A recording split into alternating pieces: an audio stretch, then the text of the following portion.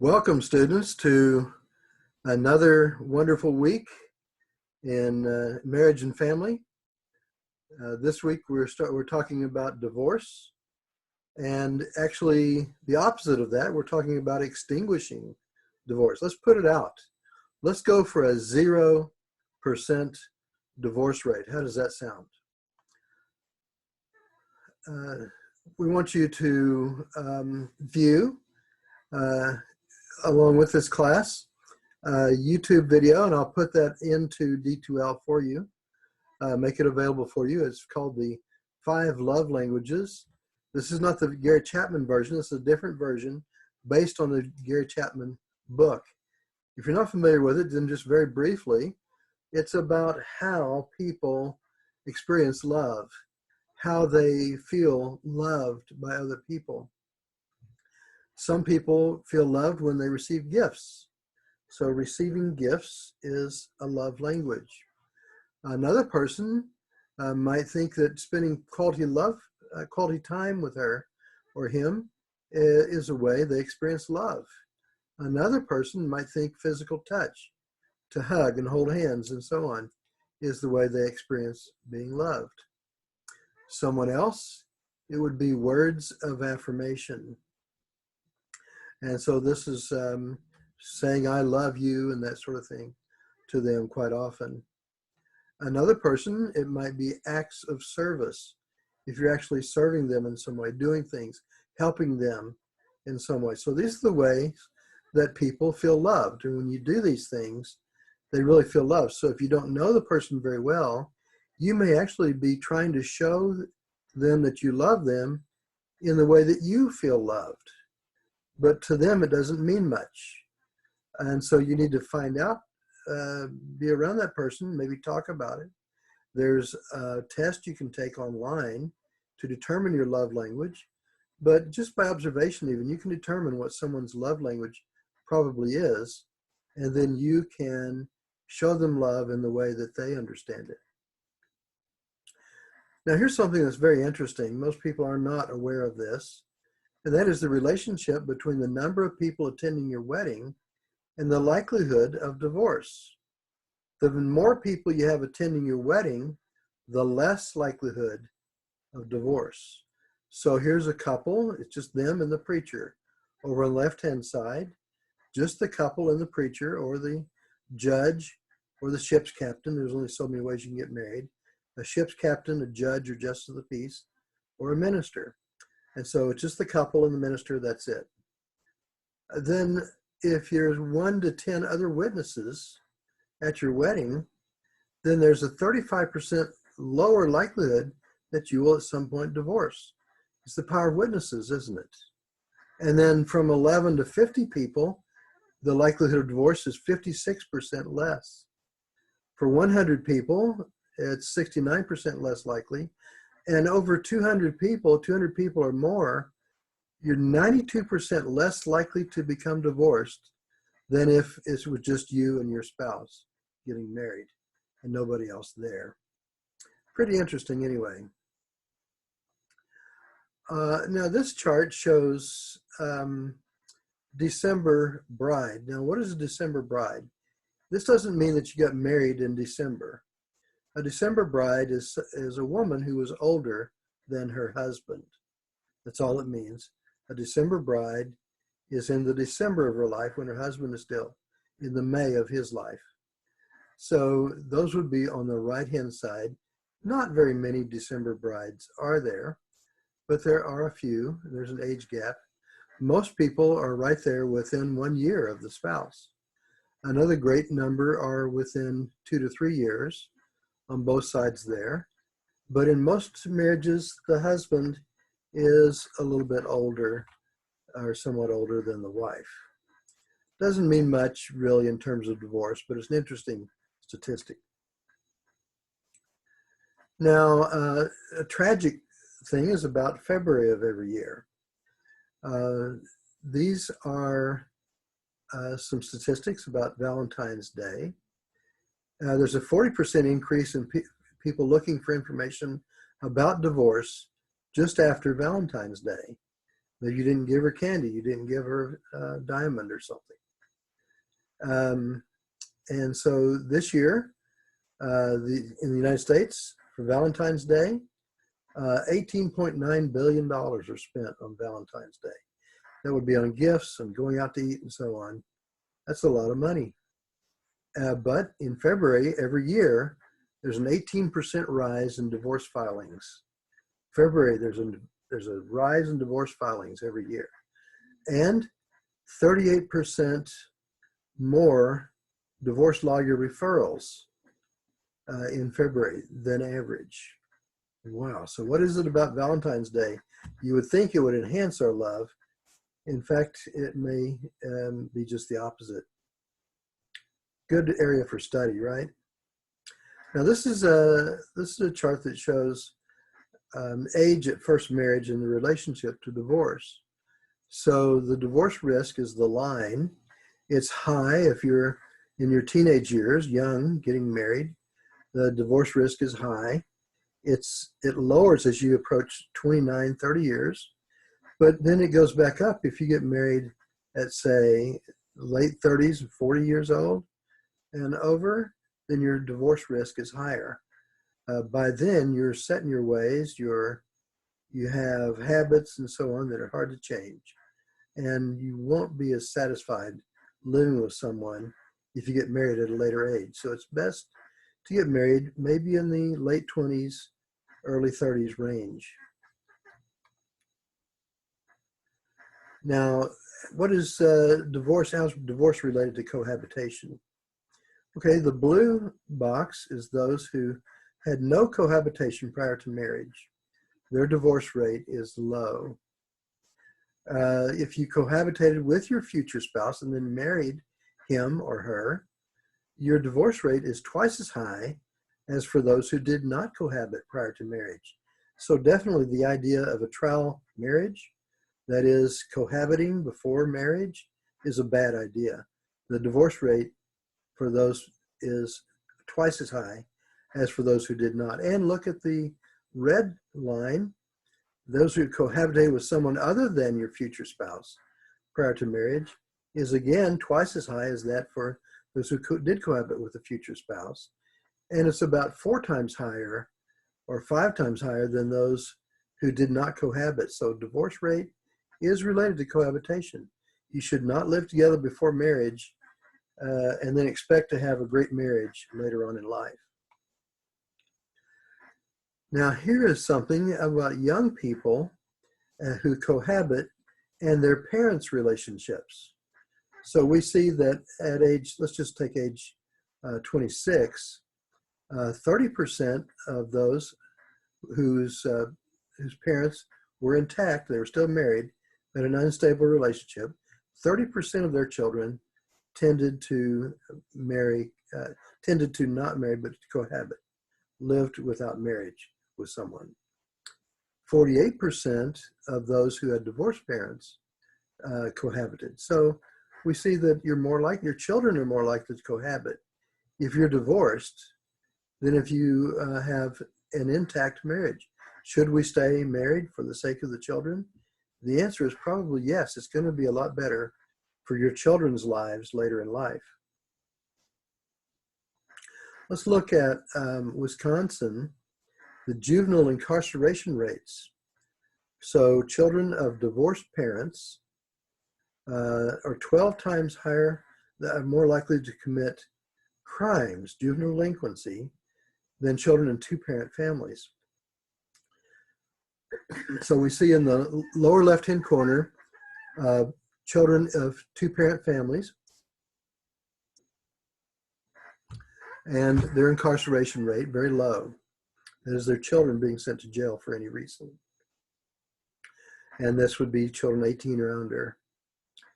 And then those with married parents, but they're separated, and then single parent, but divorced, 12%, and the single parent never married was 22%.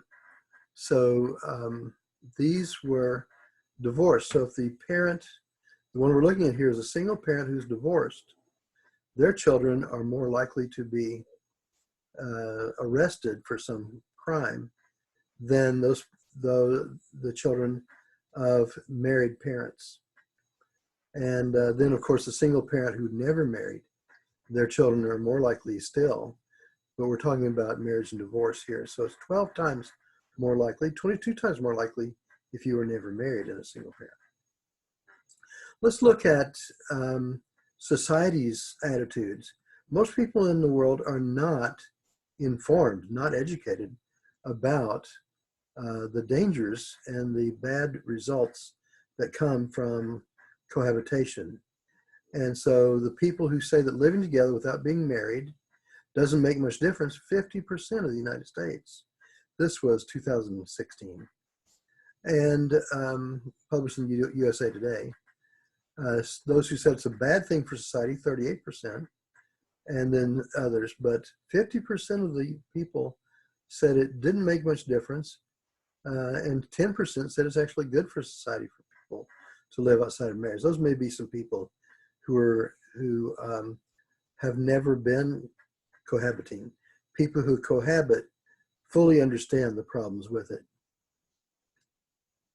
Now, the divorce rate, pick out your state. This is not all the states. These are the states with the highest divorce rates. See if your state is one of those, if you're from the United States.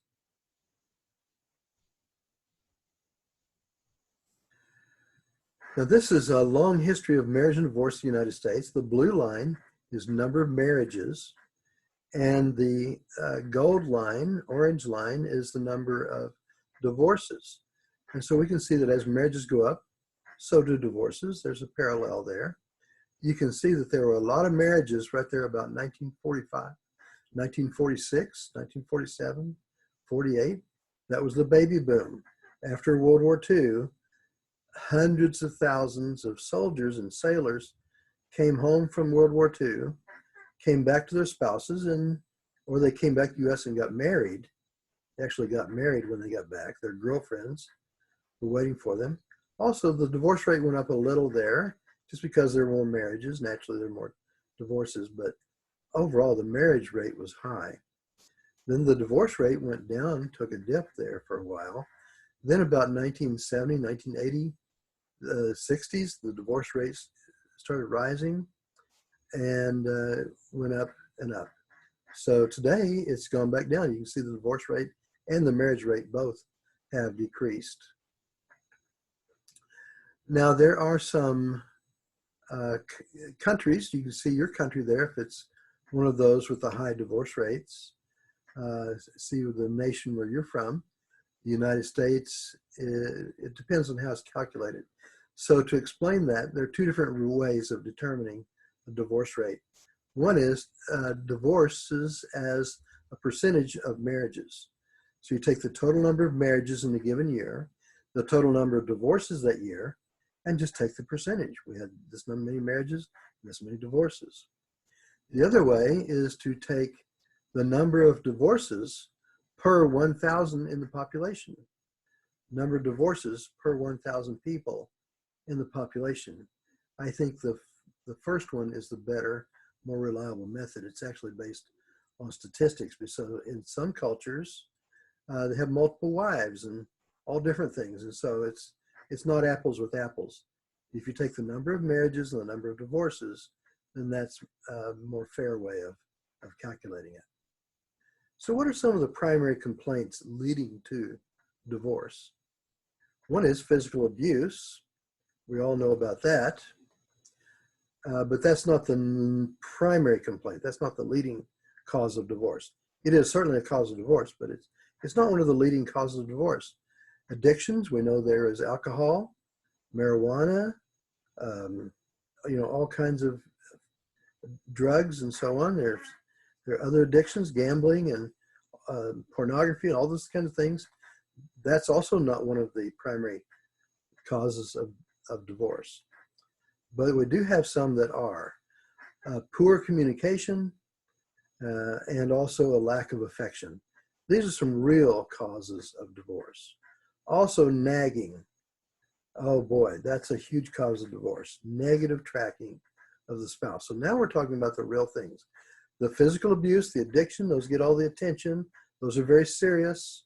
and those need to be dealt with, and we do deal with them in our class. But these others are, for most marriages, the biggest problems.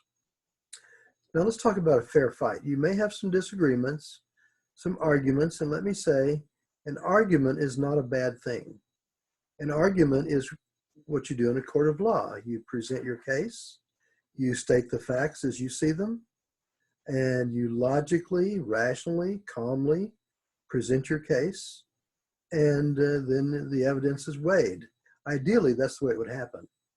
Unfortunately, that's not the way it usually happens in marriages. Usually it turns into what I call a quarrel. A quarrel is different from an argument. In a quarrel, the emotions enter in, the blood pressure rises, and so on, and there's anger. But there's no place for that in a marriage, seriously. So let's look at the 10 rules for fair fighting. Have you heard of the rules for a fair fight? First of all, no name calling. Don't say you dumb dodo or anything like that. No name calling. Secondly, no interrupting. Let the other person complete a thought before you interject what you're trying to say. Thirdly, no blaming or accusations. Don't blame or accuse the other person of things. Try to use I statements. I think we talked about that before. Fourthly, no cussing, no place for foul language. That can cause things to escalate. No yelling. Do not raise your voice. Remember, just like when you're dealing with your children, you're cool, calm, and collected. No sarcasm. I know you're cute. I know you're brilliant. You think of these sarcastic things to say.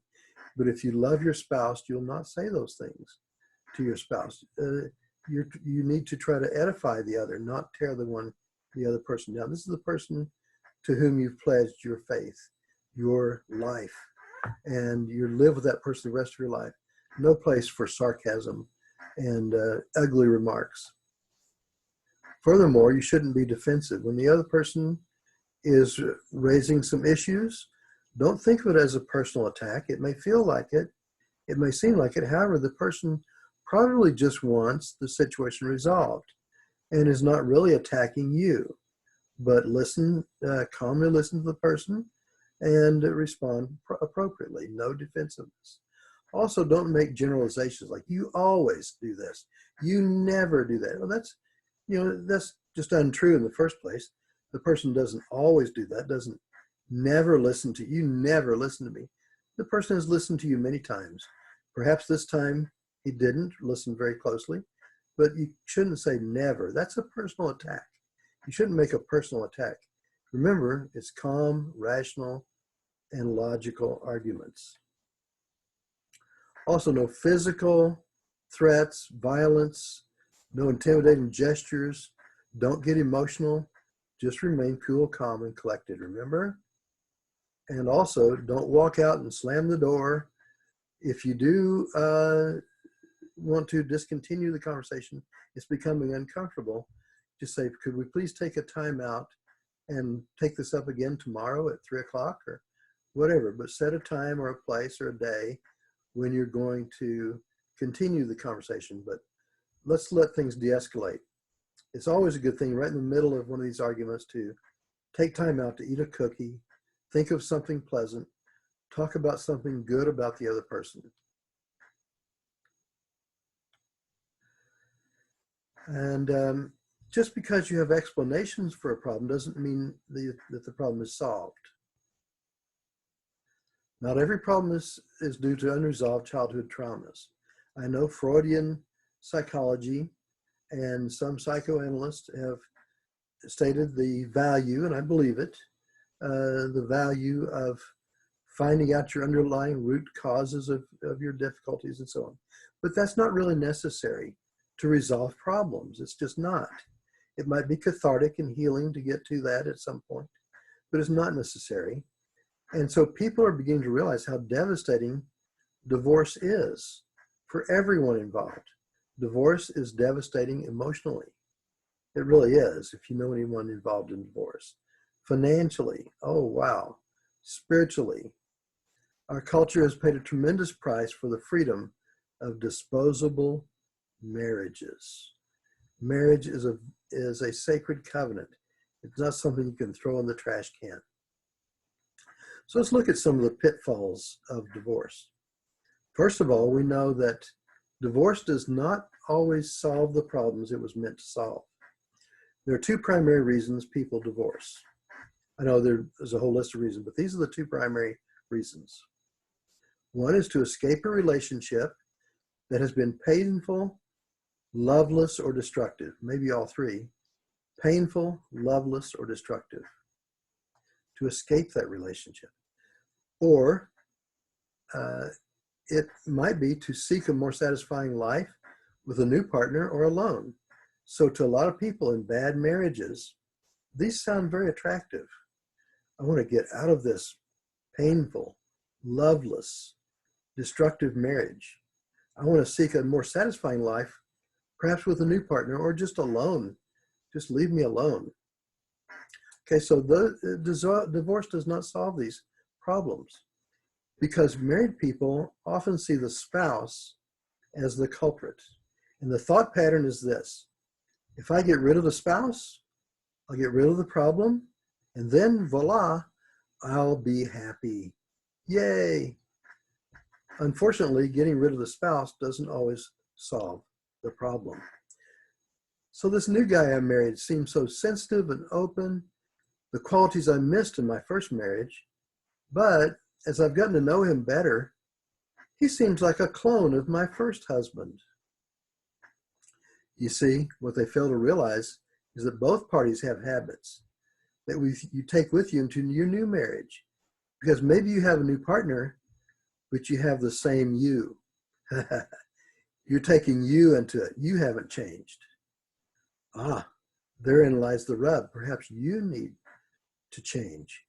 Not just your partner, but you. Perhaps you're taking baggage. You thought it was your spouse who had all these bad qualities.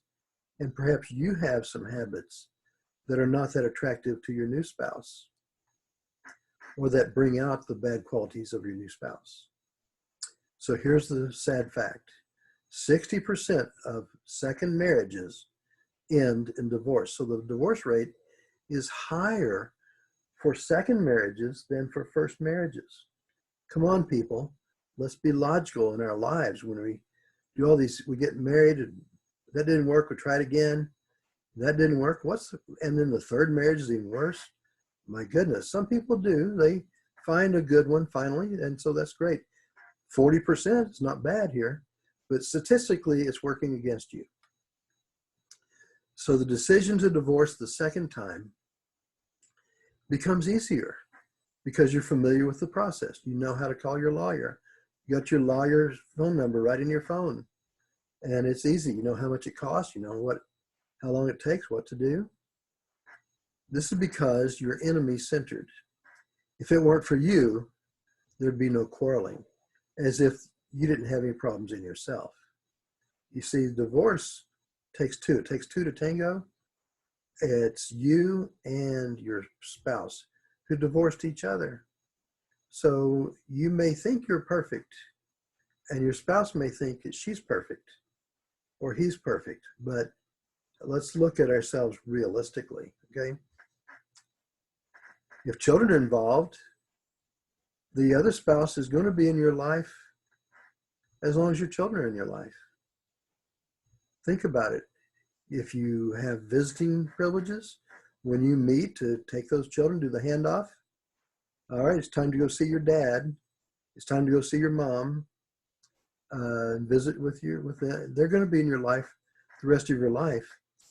That's you're not getting rid of. There's no way you can get rid of your spouse. That spouse is still going to be there to some extent. And children, unfortunately, can be ghosts from the past, constant reminders of your former spouse. This can really affect the parent-child relationship, because every time you look at your child, you're seeing your former spouse. Like it or not, these are some of the pitfalls of divorce. Also, another pitfall of divorce is that divorce creates new problems. Okay? There's some frequent but unexpected consequences of divorce. Money matters, for one. Let's look at this. 1 year after divorce, a woman's standard of living decreases by 73%. She no longer has her spouse's salary, wages coming in, only hers. Men's standard of living increases by 42%, even if they're paying child support. Their standard of living, their child support is only a small percentage of what he was spending on the whole family. Before the divorce, his whole paycheck went to the family. Now he pays that child support, and that's all. And he spends the rest of the money on himself or maybe his new family. So for most women, divorce means downward mobility. Economically, socially, they may have to move out of their nice house into an apartment, so it's inferior housing. And now, so you get a divorce. So what? You can marry again. This time I'll get the right one. But that's a problem. Where is Mr. Right for a divorced woman? Now, divorced women are less likely to divorce. That is, I should say, it's wrong here. The divorced women are far less likely to marry than divorced men. Divorced men will marry more often than divorced women. Why? Because they can't find anybody to marry them. 40% of women who divorce after age 30 never remarry. Their prayer, their heart's cry is to get remarried sometimes, but the men don't want to marry a divorced woman, and that's just the way it is. So it's not so good. Let's look at the others of these pitfalls of divorce when we resume in the second video in this series.